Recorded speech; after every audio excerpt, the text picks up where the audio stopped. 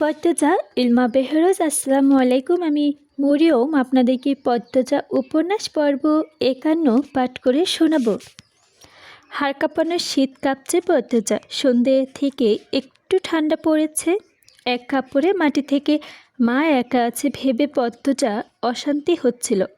তাই কম্বল নিয়ে রাতে বেলা ছুটে এসেছে মায়ের কবরে।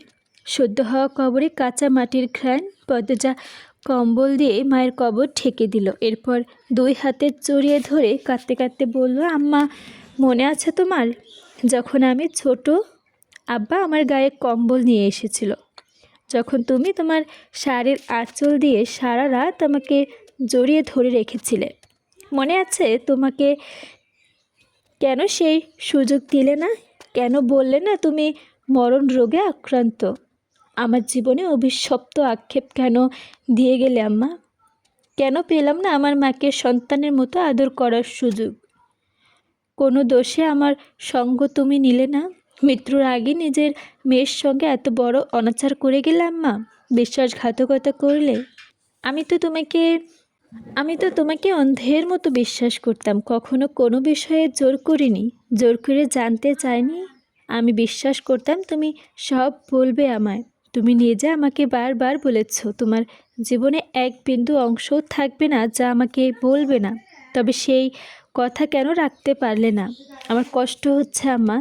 তুমি অনুভব করছো আমি তোমার বুকে শুয়ে অভিযোগ তুলছি? তুমি আমার সঙ্গে বিশ্বাসঘাতকতা করেছো, আমার কাছ থেকে কেড়ে নিয়েছো 10টা মাস। তুমি পারতে আমাকে বলতে, তুমি পারতে আমাকে বিয়ে না দিয়ে নিজের কাছে রাখতে।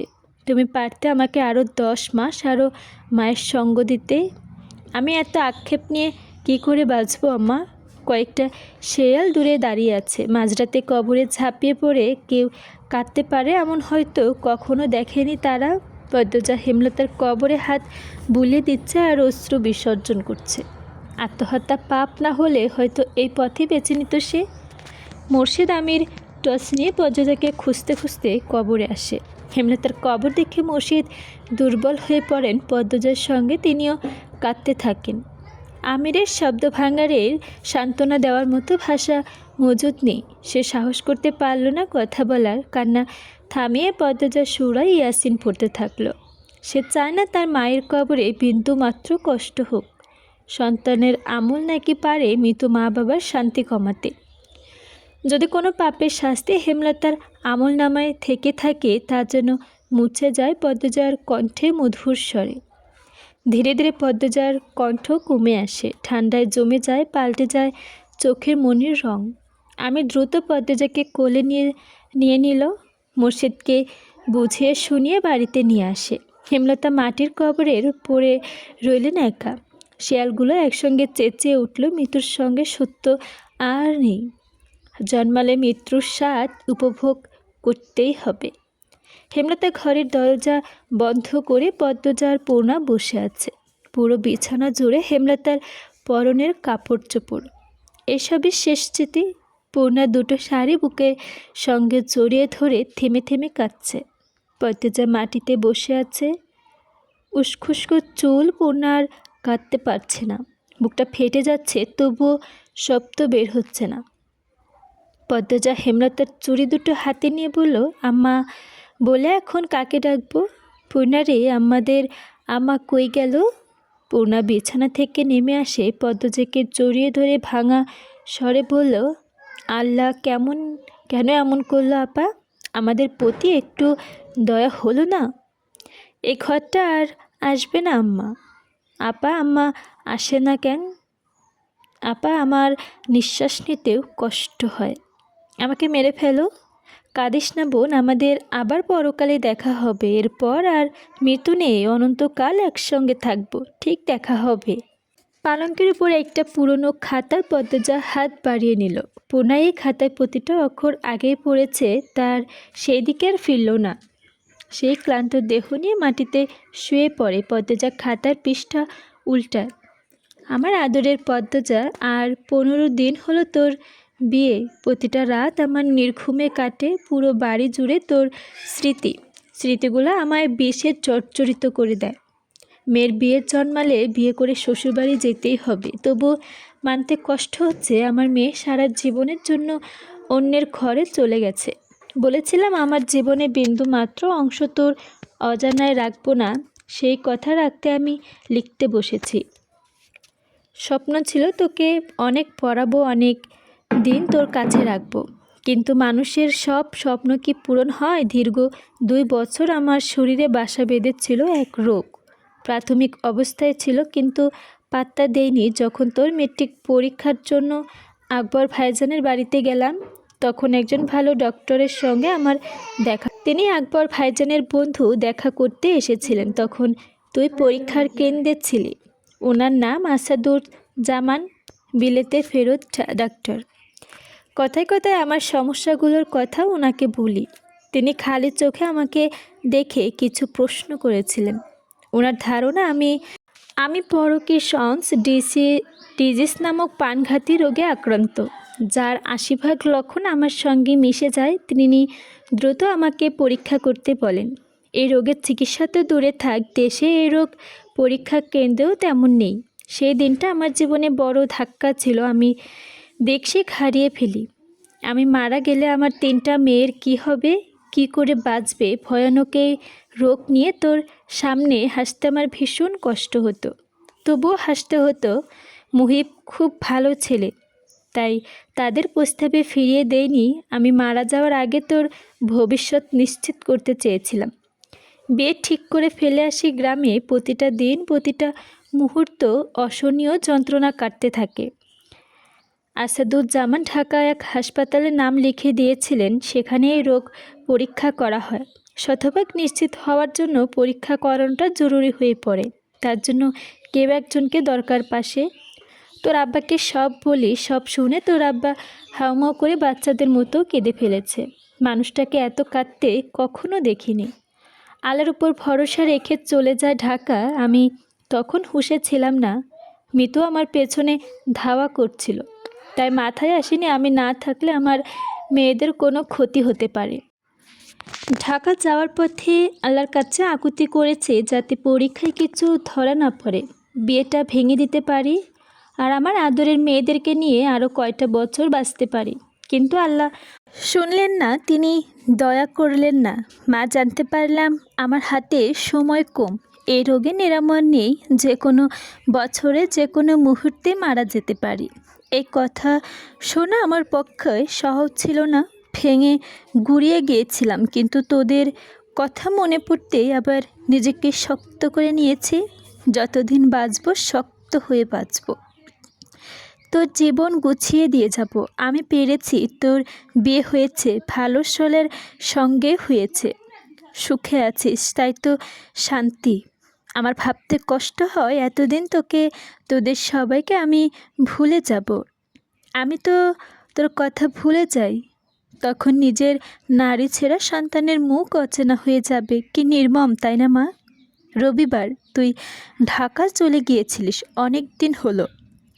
আমার মনে হচ্ছে আমাদের আর দেখা হবে না। আমার শরীরের অবস্থা ভালো না। আজ নাকি প্রান্তকে চিনতে পারিনি। বেশ অনেকক্ষণ ওর চেহারাটা আমার অচেনা লেগেছে। কি অদ্ভুত, ভুলে যেয়ে আবার মনে পড়ে। হাত পা, মাথের মুখের থুতমি চোয়ালের মাঝে মাঝে খুব কাঁপে।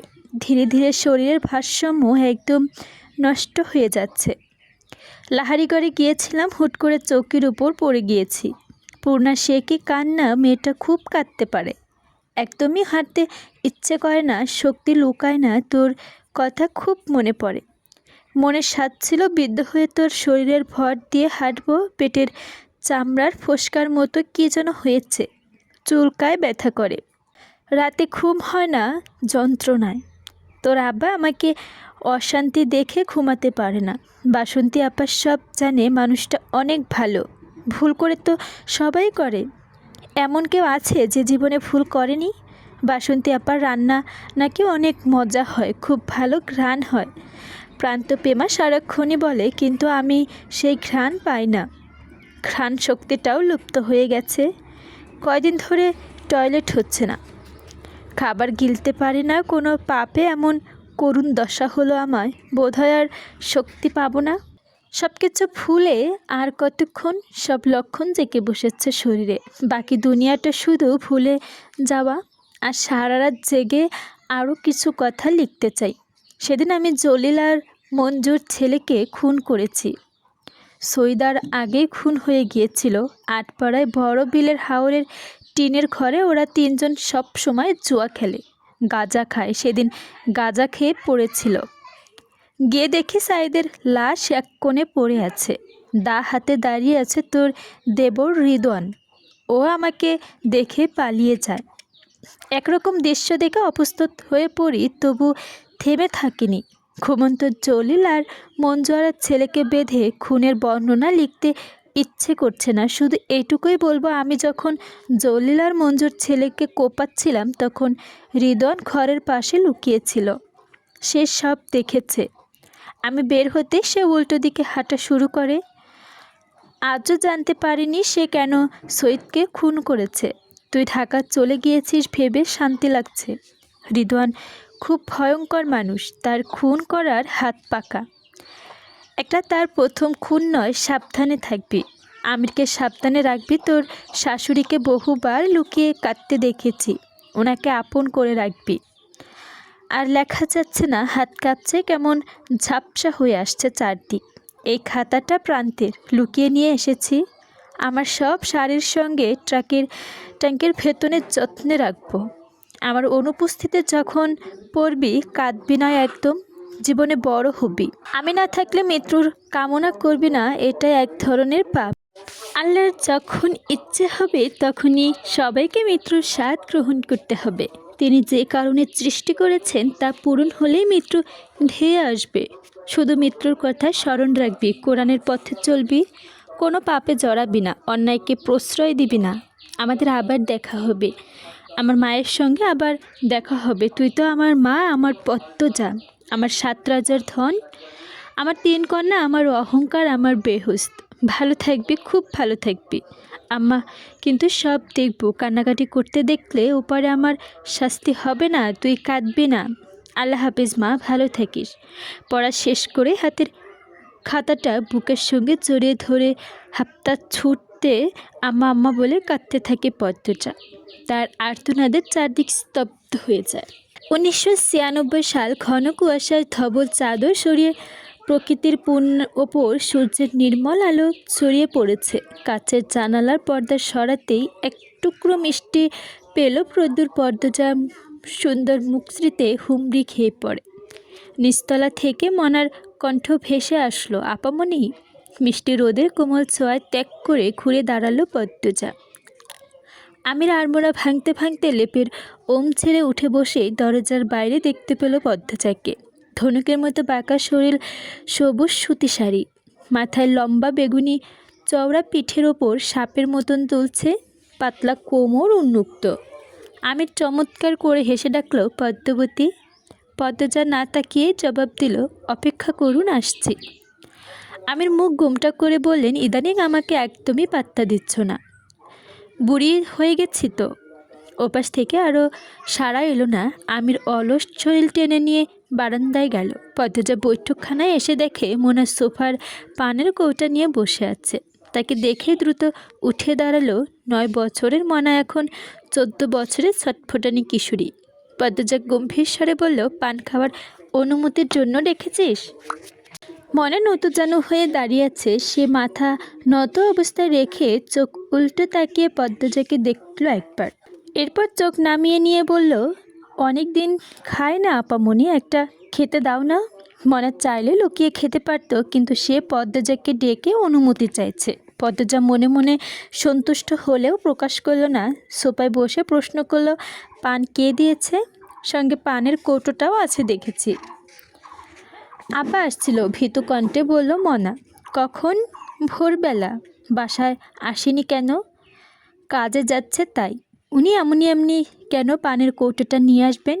তুই স্কুল থেকে ফেরার পথে বস্তিতে গিয়েছিলে? মনা জবাব দিল, না। তার চুপ থাকা প্রমাণ করছে পদ্মজার ধারণা সত্য। পদ্মজা আর কথা বাড়ালো না, বলল, একটা পান খাবি? কৌটা সহ বাকি পান সুপারি রহমত চাচাকে দিয়ে তোদের বস্তিতে পাঠিয়ে দে। পদ্মজা চলে যেতে গিয়ে আবার দাঁড়িয়ে পড়ল। তীক্ষ্ণ কণ্ঠে প্রশ্ন করলো, তুই নাকি গণিতে ফেল করেছিস? পদ্মজার প্রশ্নে মনা চোরের মতো দৃষ্টি করে এদিক ওদিক চোখের দৌড়াতে থাকলো। পদ্মজা থমকে উঠল, বলছিস না কেন? আমি প্রতিদিন রাতে সময় নিয়ে তোকে গণিত বুঝিয়েছি, তবুও ফেল করলি কী কারণে? মনা কাঁদো কাঁদো হয়ে বলল, পরীক্ষার আগের দিন পড়িনি। পরীক্ষার আগে সব ঝাপসা ঝাপসা মনে পড়ছিল। কেন পড়িসনি? প্রশ্নটি করল পদ্মজা। পরক্ষণেই বলল, সেদিন আমি অসুস্থ ছিলাম, নিচে একবারও আসতে পারিনি।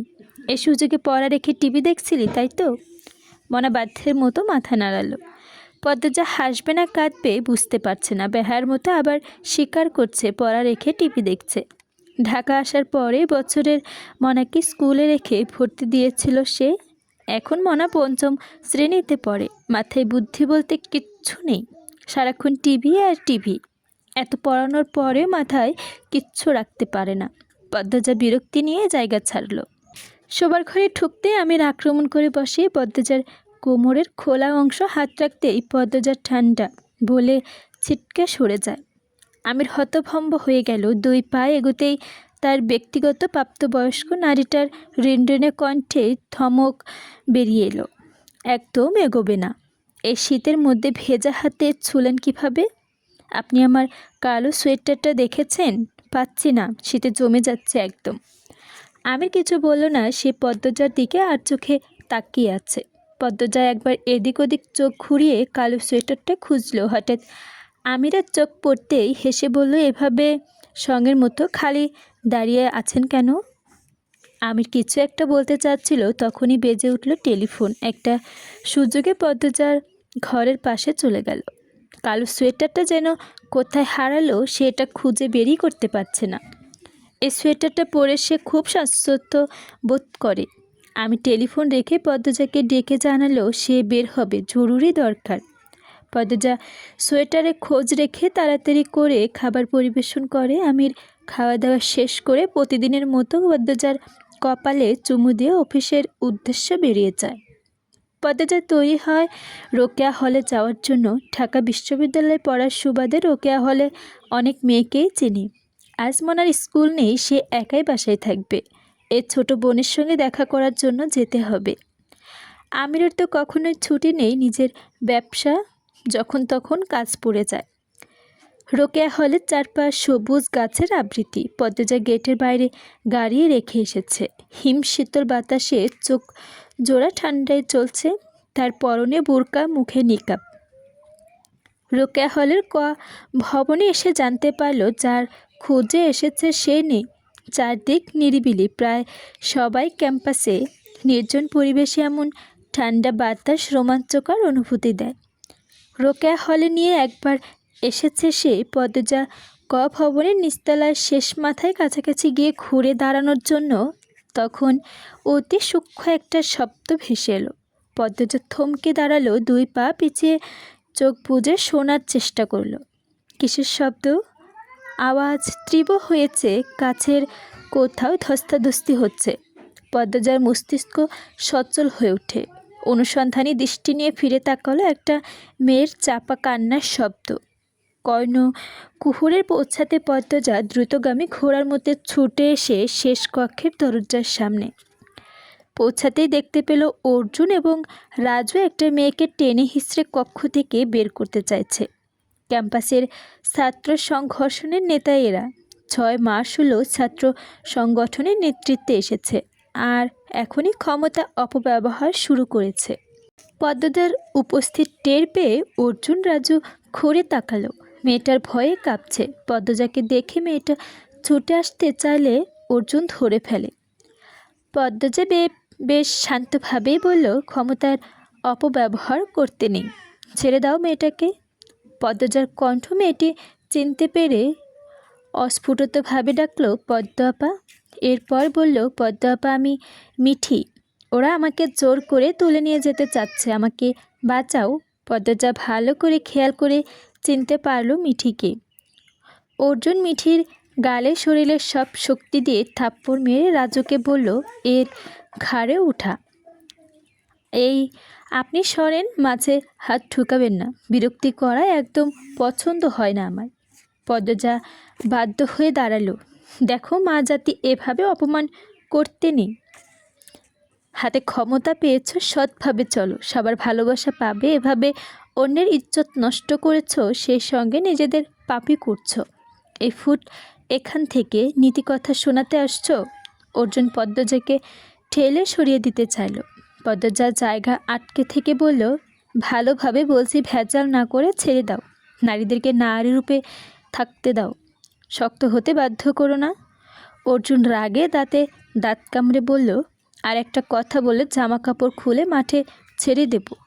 কথাটা শেষ করে চোখের পলক ফেলতে পারল না, তার আগে পদ্মজার 5 আঙ্গুলের দাগ বসে অর্জুনের ফর্সা গালে। অর্জুন রক্তিম চোখে কিরমির করে তাকালো। মিঠিকে ছেড়ে চেপে ধরল পদ্মজার গাল। পদ্মজার সঙ্গে সঙ্গে লাথি বসিয়ে দিল অর্জুনের অঙ্গ কোষে বরাবর। কোকিয়ে উঠল অঙ্গ কোষে 2 হাতে রেখে বসে অর্জুন। রাজু গালিগালাজ করে পদ্মজার দিকে তেড়ে আসে। পদ্মজা মেঝে থেকে ইট তুলে ছুঁড়ে মারে রাজুর মাথা লক্ষ্য করে। ভয়ের চোখ বন্ধ করে ফেলল মিঠি। রাজু কপাল ফেটে রক্ত ধারা নামছে। অর্জুন আকস্মিক তেড়ে এসেছে, পদ্মজার নেকাব টেনে খুলল। পদ্মজার ঘোলা চোখে ভয়ঙ্কর চাহনি, রক্ত জবার মতো ঠোঁটের কাঁপুনি অর্জুনের অন্তর কাঁপিয়ে তুলে। কিন্তু সে থামল না, প্রস্তুত হলো হামলা করতে। পদ্মজার কাঁধের ব্যাগ থেকে ছুরি বের করে টানে বসালো অর্জুনের গলায়। এই দৃশ্য দেখে মিঠির শরীর কাঁপতে থাকে। অর্জুন চিৎকার করে বসে পড়ে। গলায় হাত দিয়ে দেখে গলাটা তখনও শরীরের থেকে আলাদা হয়ে যায়নি। চামড়া ছিঁড়ে সে শুধু তার হৃৎপিণ্ড মাত্রই যেন মৃত্যুর সাক্ষাৎ পেল। পদ্মজার অভিজ্ঞতা হাত থেকে কলিজা শুকিয়ে দিয়েছে। মেঝেতে বসে হাঁপাচ্ছে সে।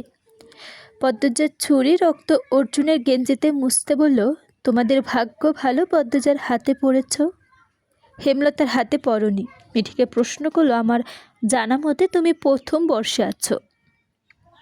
তোমরা অন্য ভবনে 2য় তলায় থাকার কথা, এখানে আসলে কি করে? মিঠি ভয় পেয়ে এখনও পুরোপুরি কাটেনি। সে ঠোঁট ভিজিয়ে নিয়ে বলল, আমি গত কয়দিন অসুস্থ ছিলাম, ক্যাম্পাসে যেতে পারিনি। অর্জুন দাদা নাজমাকে নিয়ে আমাকে ডেকেছিল। অমনি চলে এসেছ। কয়দিন আগে 3য় বর্ষের একটা মেয়েকে কি হাল হয়েছে দেখনি, শুনোনি? এরপরে এদের ডাকে সাড়া দিলে কেন? না দিয়েও উপায় নাই। পদ্মজার কথা বাড়ালো না, মিঠিকে নিয়ে বেরিয়ে পড়ে কামরা থেকে। নিকাব পড়তে পড়তে বলল, এসব বেশি দিন সহ্য করা যায় না। মেয়েদের হলে একা থাকে পড়াশোনার জন্য, এসব নির্যাতনের শিকার হওয়ার জন্য নয়। তোমাদের চেনা জানা যারা এদের নির্যাতনের ভুক্তভোগী, তাদের সবার নামে তালিকা আমাকে দিতে পারবে? মিঠি জানতে চাইল, কেন? সবাইকে নিয়ে প্রশাসনের কাছে যাব, তাদের নীরবতা তার কাছে মেনে না। ক্যাম্পাসে আসার পর থেকে নেতাকর্মীদের অপকর্ম দেখছি, থামানোর চেষ্টা করছি। 1 জন 2 জন থামো, আর 10 জন বাড়ে। এবার আমাদের আন্দোলন করতে হবে। মিঠি মিনমিনিয়ে বলল, কেউ ভয়ে আন্দোলন করতে চায় না। শুনেছি অনেকবার দিন তারিখ ঠিক হয়েছে, এরপর যাদের আসার কথা ছিল তারা মাঝে মধ্যে 80 ভাগই আসতো না। অনেকের বাসায় আক্রমণ করা হয়। পদ্মজার বুক ফুঁড়ে দীর্ঘশ্বাস বেরিয়ে আসে। সমাজের মেয়েরা এত দুর্বল, তাদের দেহে কুলায়িত আকর্ষণীয় ছন্দগুলো না থাকলে হয়তো তারাও সাহসী হতো। ছন্দহরণের ভয় থাকতো না, কাউকে ভয় পেতে হতো না। পদ্মজা মিঠিকে বলল, তুমি বরং কয়দিন বাড়ি থেকে ঘুরে আসো, এখানে থাকা তোমার জন্য এখন বিপজ্জনক। আমি আগামীকাল গ্রামে যাচ্ছি, আমার আম্মার মৃত্যুবার্ষিকী। ছোট বোনের মেট্রিক পরীক্ষা 1.5 মাস পর। আরেক বোনের বিয়ে দেওয়ার কথা ভাবছি। 1.5-2 মাসের মতো গ্রামে থাকবো, এরপর এসে এই নেতাদের ব্যবস্থা করব। তোমার বয়সের শিখা আছে না? মেয়েটা বেশ সাহসী, ওর মতো আরও কয়টা মেয়ে পাশে থাকলেই হবে। তুমি যাও এখন, দ্রুত বাড়ি ফেরার চেষ্টা করো। যতক্ষণ এখানে আছো একা চলাফেরা করো না। শিখাও তো মনে হয় হলেই থাকে। জি, ওর সঙ্গে থেকেও কখনো কথা হয়নি, এখন তো ক্যাম্পাসে বোধ হয়। আচ্ছা, বিকালে আমি আবার আসবো, ওর সঙ্গে কথা বলবো। আমি আসছি এখন। পদ্মজা তাকালো। মিঠি পদ্মজাকে শক্ত করে জড়িয়ে ধরে কেঁদে ফেলল। ভেজা কণ্ঠে বলল, অনেক ধন্যবাদ তোমাকে। আমি খুব ভয় পেয়ে গিয়েছিলাম। বাচ্চার সংগ্রামে ভীতু হলে চলে না মিঠি। ভেবেছিলাম জীবনটা শেষ হয়ে গেলেই বুঝি। কখনো এমন ভাববে না বিপদে সামর্থ্য মতো যা পারো করবে। শরীরের শক্তি নিশ্চয়ই কম না, মনের জোরটা কম। সেই জড়টা বাড়াবে, মনের জ্বর বাড়ে, টাকা লাগে না। কঠিন জীবন সহজ করে তোলার দায়িত্ব তোমার নিজেকেই নিতে হবে। মিঠি মাথা তুলে তাকালো, একটু সরে দাঁড়িয়ে চোখ দুটো মুছে বলল, দ্রুত ফিরবে পদ্মাপা? আমরা আমাদের নিরাপত্তার যুদ্ধে নামব। পদ্মজা হেসে বলল, ফিরবো, দ্রুত ফিরবো।